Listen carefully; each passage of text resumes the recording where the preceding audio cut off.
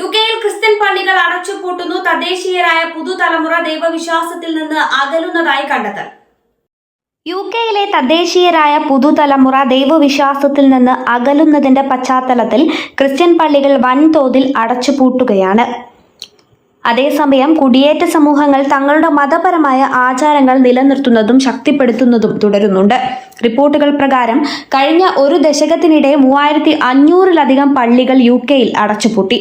വീടുകളായോ community സെന്ററുകളായോ പല പള്ളികളും മാറ്റി.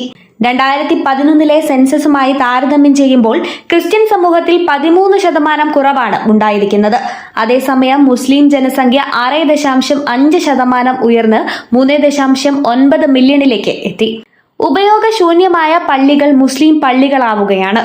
നിലവിൽ ഒരു പ്രമുഖ ക്രിസ്ത്യൻ പള്ളി 3.5 മില്യൺ പൗണ്ടിന് വാങ്ങി മുസ്ലിം പള്ളിയായി മാറ്റാനൊരുങ്ങുകയാണ് മുസ്ലിം സംഘടന. അടുത്ത വർഷത്തോടെ മസ്ജിദ് അൽ ഉമാഹ് ആയി തുറക്കാനാണ് ചാരിറ്റിയുടെ ലക്ഷ്യം. പലിശരഹിത ഇസ്ലാമിക ഫിനാൻസ് സംവിധാനത്തിലൂടെയാണ് പള്ളി വാങ്ങാൻ ചാരിറ്റി പണം സമാഹരിച്ചത്.